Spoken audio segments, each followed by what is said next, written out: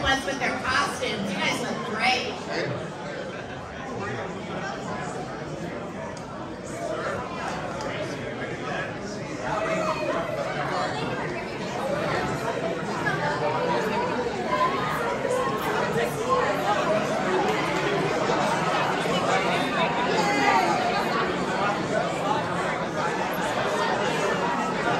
Give it a speech? Yeah. Nice. Got this.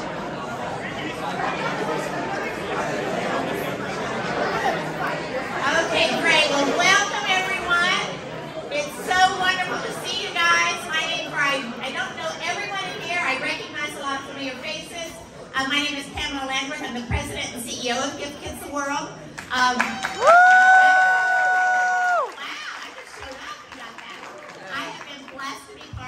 Gift Kids the World now for, gosh, it'll be 30 years next year. So very exciting. I love it more every day.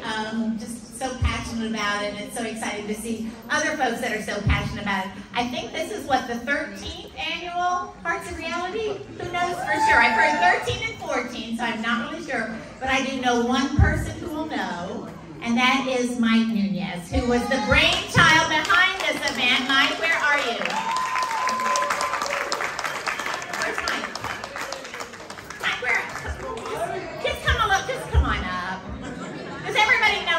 He likes to be a quiet one in the back. So, okay, Mike, 13 or 14 years? 2009. We gotta figure out the math now. 2009 was the first. 13. 13. Okay, so I tricked him into coming up because he said, no, I don't want to come up, but now that you're up. So, we're just kind of reminiscing. So, I have to tell you, when Mike had this crazy idea, right? And if it doesn't involve University of Georgia football, I don't watch TV at all. So sorry. Go Dogs. So when he had this idea about reality TV stars and coming to the village, I said, wow, will anybody know who they are? Will they recognize them?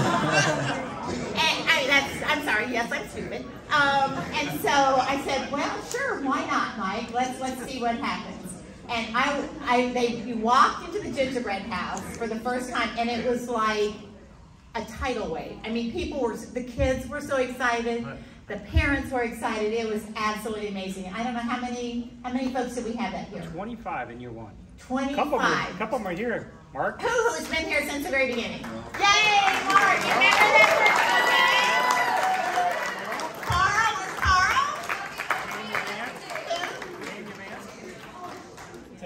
Tanya? Where's Tanya? Where's Tanya Vance? Here? She's got to be here somewhere. Okay. Christine, wow. 13 years. Yes. So 24, 25. This year, I think it is the largest group you've ever had at... I think it was 108. 108? Oh my gosh. Wow. So before we could like spread out in Julie Safari Theater, we can't even fit in Julie Safari Theater. And I can't really announce what we've raised this year. I think that's going to be a surprise for later, but I do know that it's the most ever in the history of the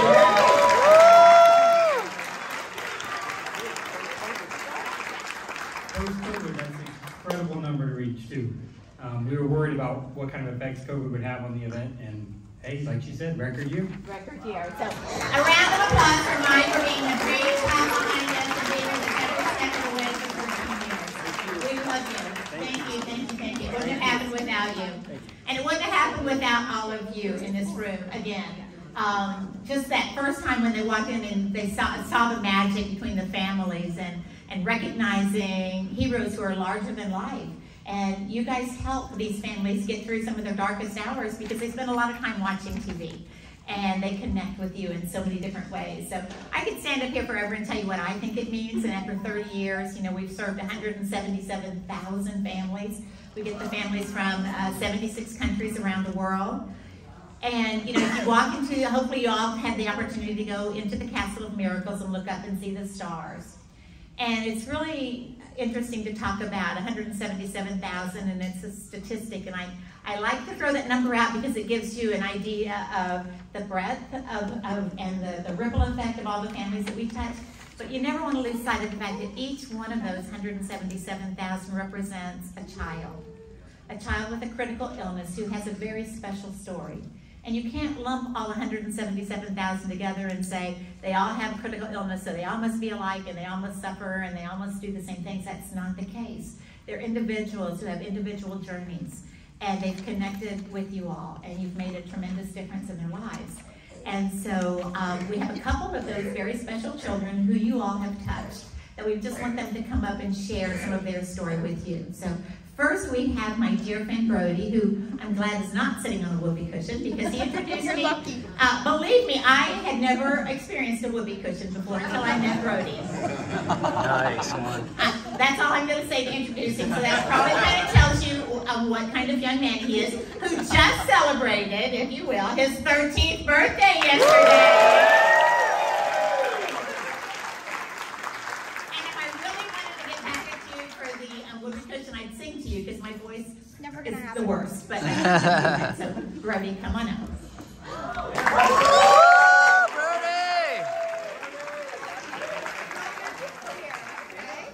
You got this. You're a little shorter.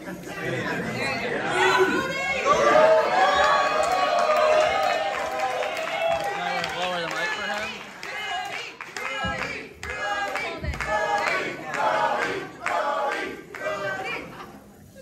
Good evening, everyone. I'm Brodie Heinrich, and I'm 13 years old. I'm originally from California. I moved to Ohio 7 years ago when my dad was stationed at Wright Pat Air Force Base. My dad served over 20 years in the Air Force, deploying 4 times overseas as a secret ninja before he retired. You probably don't know what he actually did. But Dan, stand up. That's impressive.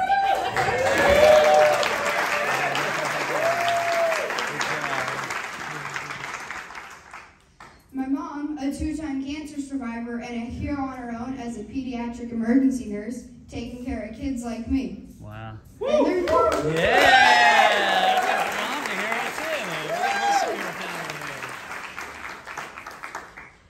then there's me, standing in front of you representing the coolest village ever.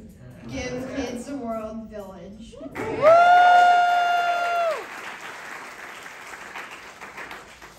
So would you believe that I've had 17 surgeries, 3 just to rebuild my skull, and who knows what else is even in my future? I like to describe myself as a walking medical disaster. My favorite. All my doctors know that nothing is ever easy with me. I make them earn their money.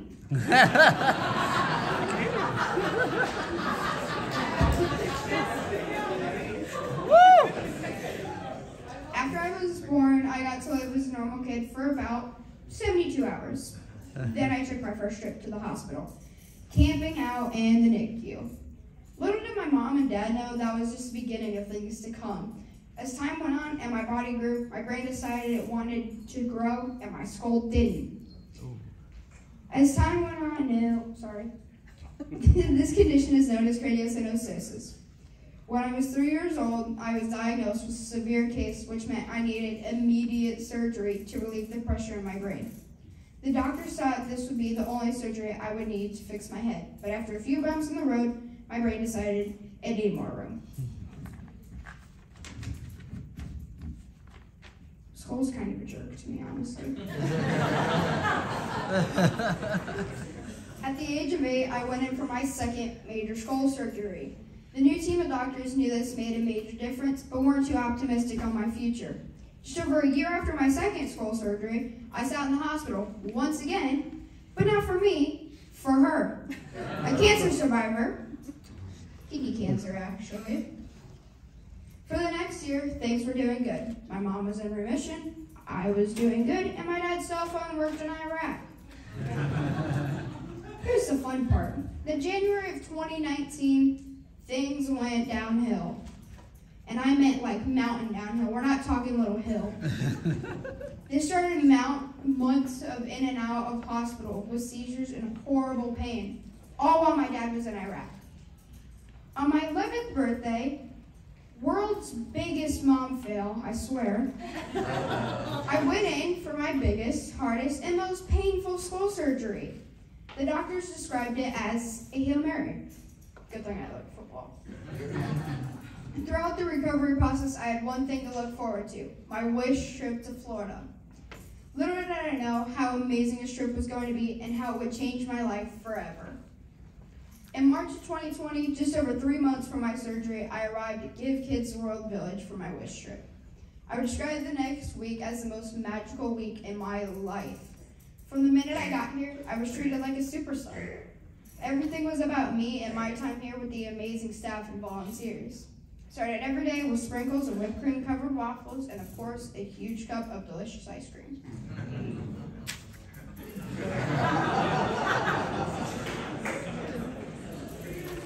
Don't drop the mic. This is the only place where Mom and Dad couldn't say no to ice cream for breakfast. We spent our days running around the parks. I mean, with a kid with a Genie Pass, I could not be stopped. The most memorable moment of my week was when I got a video call from NXT champion Tommaso Ciampa, informing me that I was going to be a member of the first ever audience at the WWE Performance Center. How cool is that? Woo! Yeah!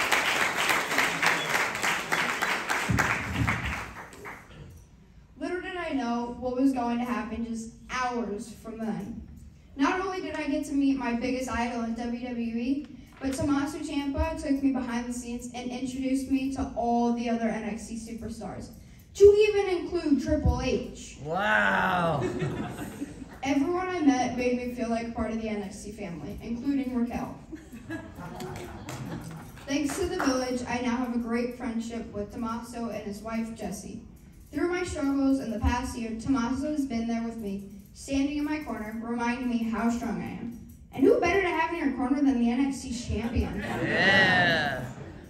It's impossible to put into words what the village means to me and what it has done for me. Here, I'm a kid with no worries, eating ice cream for breakfast, unlimited putt-putt, and arcade games. Here, I'm not a sick kid. I'm just a kid surrounded by volunteers and staff that remind me of how special I am and how great life is. The memories from this once-in-a-lifetime trip will live with me forever, and nothing can ever take those away from me. Thank you to Miss Pam for inviting me back and allowing me to share my story with all these wonderful people here today. Thank you all for being here and supporting Give Kids the World Village and kids like me.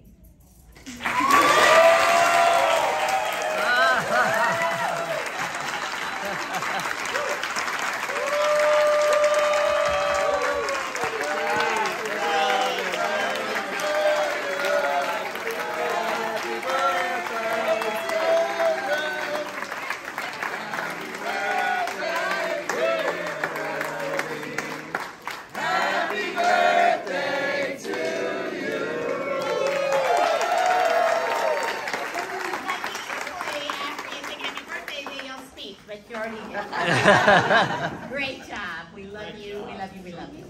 Love you lots. And next up, we have Logan, who wants to come up and share his experience with Give Kids the World. All right, Logan.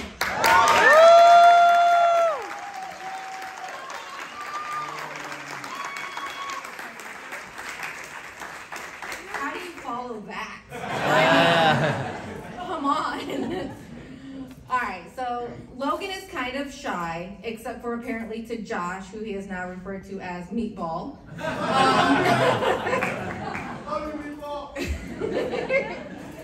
So Logan was here with his dream wish in 2009, and oh my goodness, things have changed since then. It is gorgeous. Logan has glucose 6-phosphate deficiency.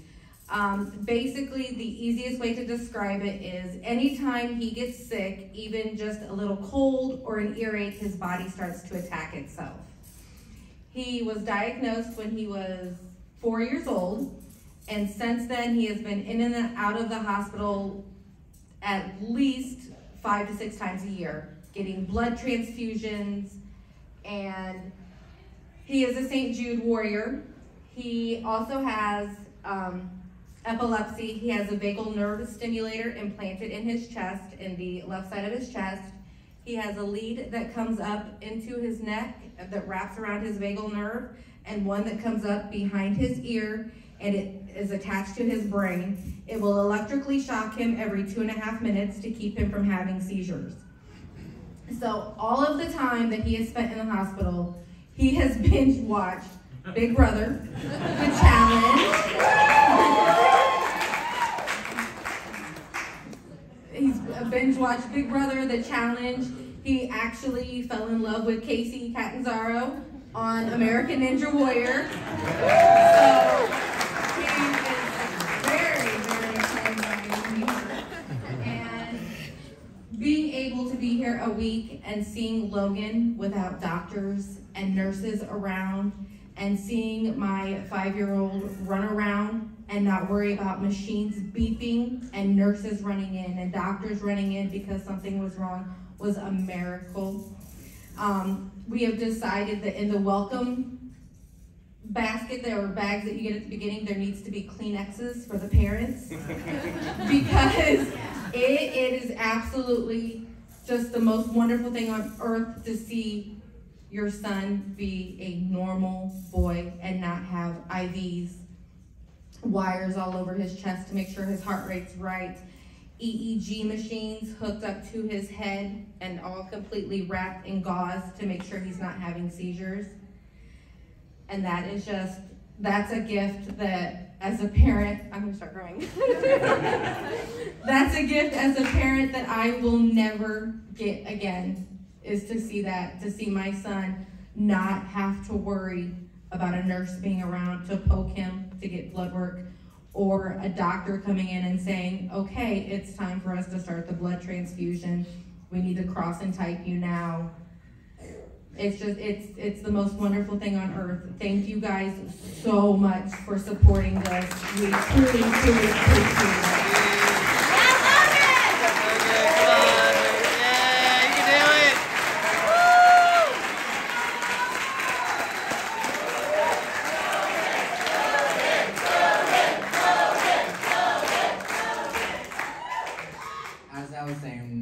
As my mom said, yes, I'm a St. Jude kid. I not want to be this much into, have this much surgeries gone through and experience, and still have scar tissue left over.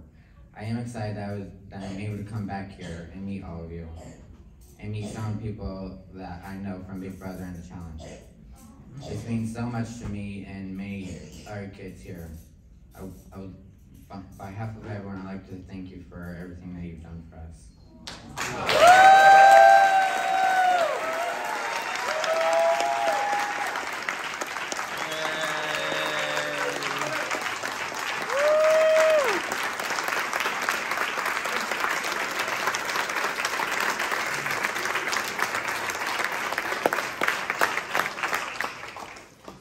Well, I know a lot of you out there are dressed like superheroes, but I think we all know who the superheroes are here. Amen.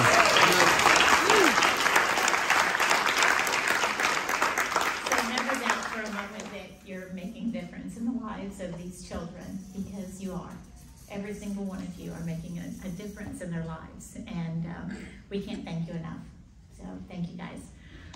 We now need to welcome out to the stage a couple of our very own who are going to make some announcements about the total dollars that you guys have raised. Woo! And hand out some plaques. So if you will help me in bringing out Omar, who you all know.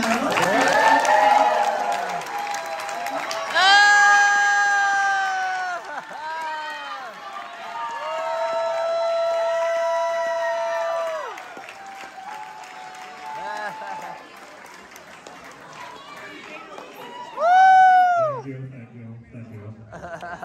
That's so We cool. have some very special awards tonight. And believe it or not, I'm not even trying to do this voice, it's just, I can't only breathe through my mouth. It works pretty well. So, I want to take this opportunity to thank all of you. We have had a record-breaking year, and the accent is coming and I don't know why. We've raised so much money this year. We had a record number of all of you here, over 100 of you, in a post-pandemic year. We're so glad that you came back. So first of all, give yourself a round of applause.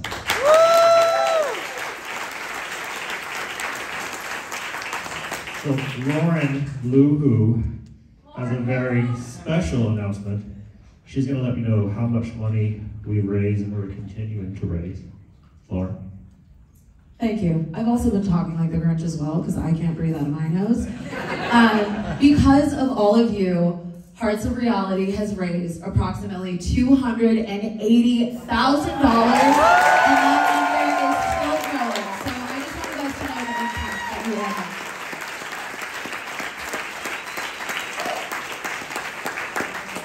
And as we said, that is a record number. In all of the years of Hearts of Reality, we have not raised that much money. So thank you very much. We want to recognize a few people.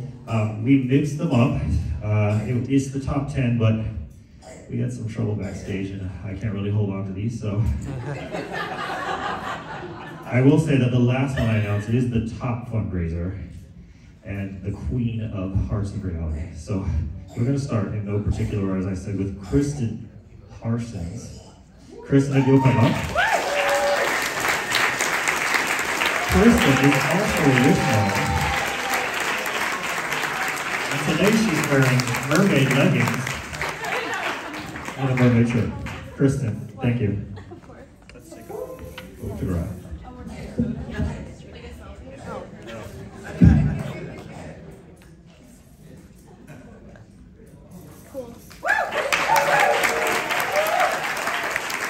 In no particular order, Wendell Holland.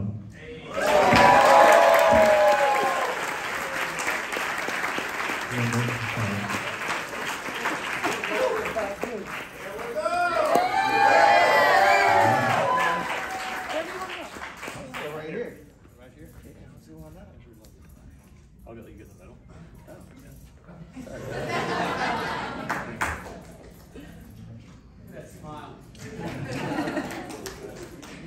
Thank you.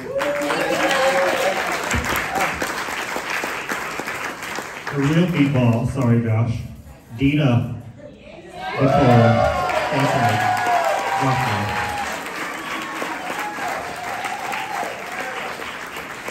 Yes.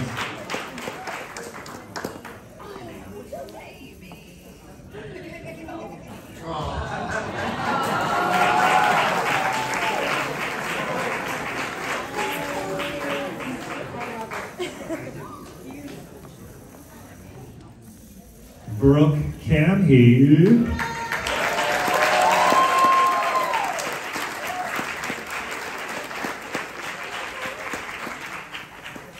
There you go.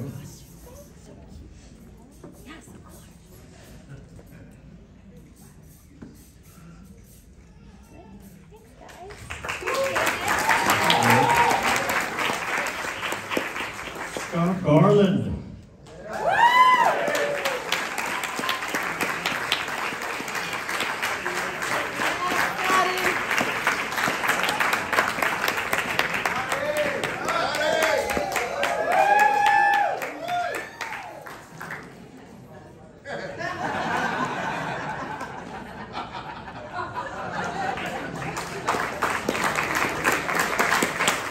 And I have to give credit to Scott for our wonderful relationship with WWE. Thank you, Scott, for doing that for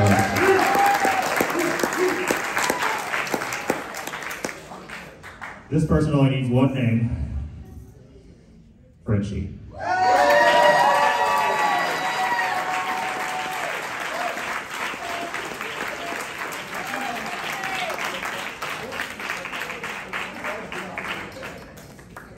Competition. You stole my look. Who wore it better?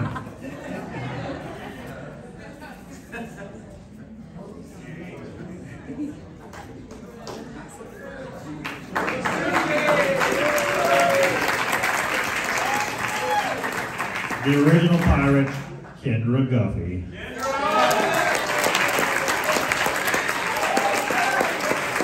Tonight she's wearing a look that she made on her own and design. Kendra, thank you.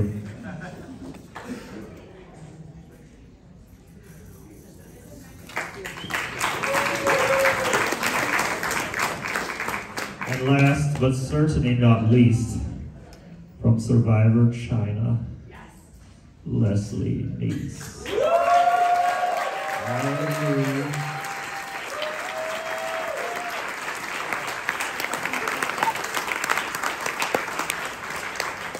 Leslie is regularly in the top 10. Thank you, Leslie.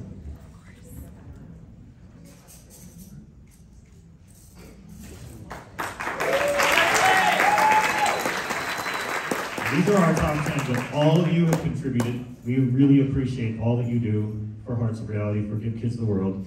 You got to see tonight what your donations and the things that you do to raise money and awareness for Give Kids the World have meant to all of the kids that come here. So thank you. Again, it's very hard to talk. So I'm not breathing much. So a couple of things tonight. If you've been here before, you can go ahead and have dinner. We have Tijuana Flats in the peppermint table. It's easy to find because it's the peppermint room that looks like peppermint.